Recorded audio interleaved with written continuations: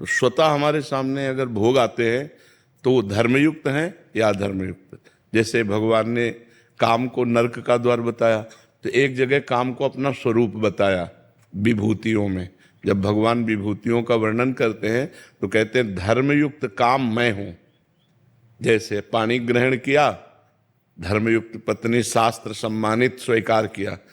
आज जो ये व्यभिचार प्रवृत्ति चल रही ना, ये नहीं, शास्त्र प्रमाणित कुल परंपरागत धर्मयुक्त पाणी ग्रहण वैदिक मंत्रों के द्वारा अग्नि को साक्षी करके जिसको स्वीकार किया संतानोत्पत्ति के लिए, उससे किया हुआ भोग वो भगवत स्वरूप है, वो पाप नहीं है, वो उसके लिए दोष नहीं है।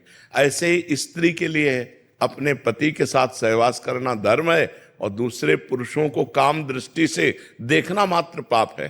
पर ये बातें, कलयुग का प्रभाव कैसा चल रहा है, इतना गंदा वातावरण होता जा रहा है। पवित्रता जहां छाई रहती है वहां आप संशय हो रहा है, वहां आप संशय हो रहा है। ऐसे पवित्र संबंधों में ये गंदी बातें प्रवेश कर रही हैं जहां दिमाग काम नहीं करता। ऐसा कैसे हो सकता है? समाज में कितनी गंदगी फैल रही है, कितना गंदा व्यवहार हो रहा है। ये समझा ही नहीं जा रहा कि ये धर्म है। शरीर को पवित्र रखना धर्म है।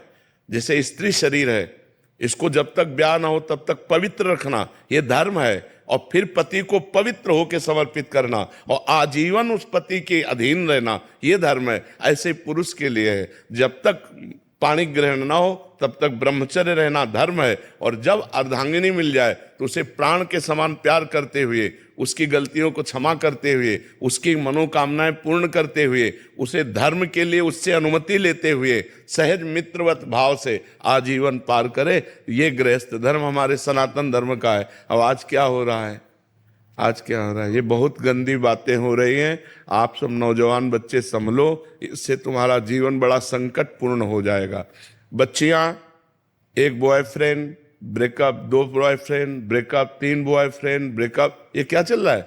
इसे क्या कहा जाता है? वैश्या प्रवृत्ति। जो कई पुरुषों से संबंध बनाए उसे क्या कहते हैं? और जो कई लड़कियों से संबंध बनाए उसे व्यभिचारी कहते हैं। तो अब व्यभिचारी और वैश्या प्रवृत्तियां अंदर धारण करना, अब इससे आप सदगृहस्थ बन जाएंगे।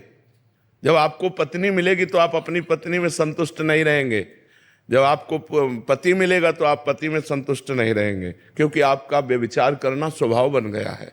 इसलिए धर्मयुक्त ब्याह और उससे भी जो संतानोत्पत्ति के लिए भोग किया जाता है वो काम भगवत स्वरूप है।